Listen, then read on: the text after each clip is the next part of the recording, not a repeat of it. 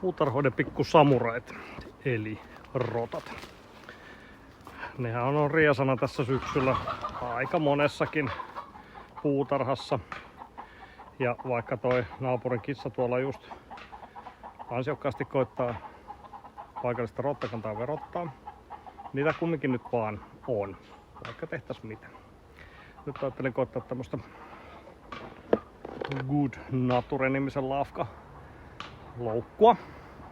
Ja katsotaan vähän, että saaks tällä mitään tuloksia aikaa. Mä laitan tän nyt tässä kohdassa paikalleen ja näytän vähän, mitä tuossa pakkauksessa on. Ja katsellaan noita tuloksia sitten hieman tuossa syssymällä uuden videon muodossa.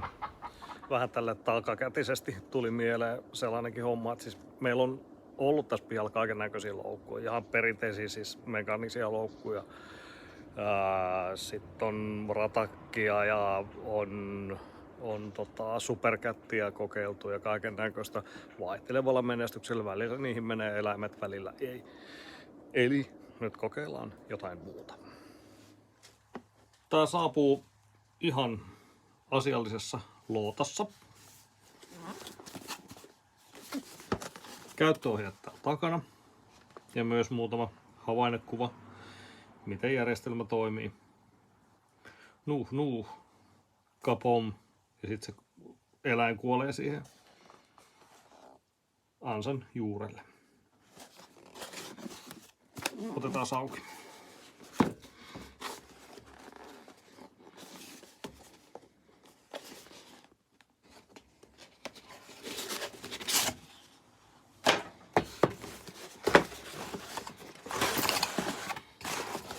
Noin, sellainen sieltä löytyy.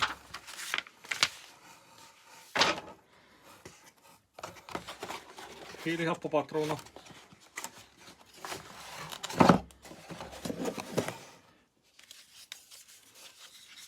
Itse ansa.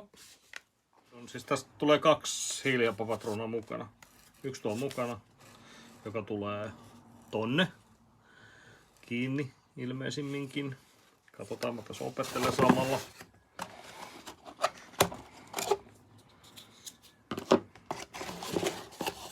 Tässä on syötit.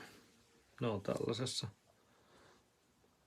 ratlure, kuten kuvasta näkyy. Hassun näköinen kiska. En tiedä. Katsotaan, mikä tää on. Opin myöhemmin, että tää on digitaalinen laskuri, jolla näkee kuinka monta kertaa laite on lauennut. Taas on ohjeita lueskeltu eteenpäin. Seuraavaksi pitäisi ottaa tää pidike, johon loukku tulee kiinni, tai ansa, kuinka vaan, irti. Ja se tapahtuu näin. Sitten katsotaan, mitä tää lähtee.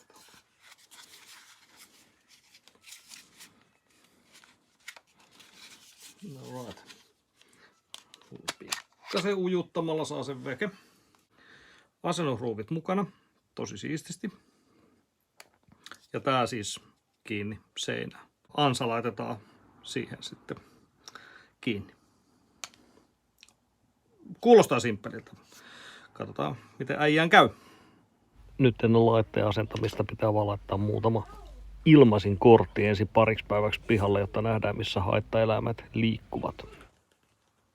Täällä on ihan selkeät ohjeet, mitä mikäkin puramajälki tarkoittaa ja mihin kenties tää ansa tulisi sijoittaa. Mulla on nyt ollut noin viikon verran noin mun kortit tuolla alueella. Täytyy sanoa, että niihin ei ole kyllä nyt tullut minkäännäköisiä jälkiä, vaikka siellä ilmeisesti maapähkinävoita on sisällä, joka on näiden paikallisten jyrsijöiden herkkua. Mutta joka tapauksessa havaintoja on, joten mä laitan tämän ansan nyt yhteen kohtaan ja sitten jos ei sieltä tule saalista, niin vaihdetaan se sitten toisaalle. Tässä on laskuri, joka näyttää kuinka monta kertaa tämä ansa on toiminut. Eli elukka lyö kaaliset tonne sisään. Täältä tulee painetta.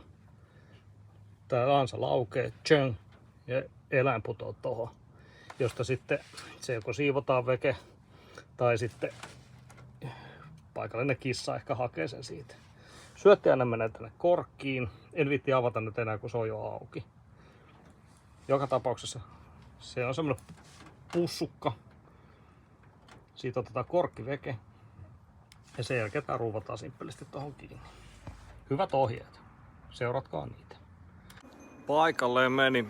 Aika raju peli on. Tuossa testivaiheessa koitin laukasta oksan pätkällä muutaman kerran ja ottaa kyllä eläimeltä niin sanoakseni luulon pois.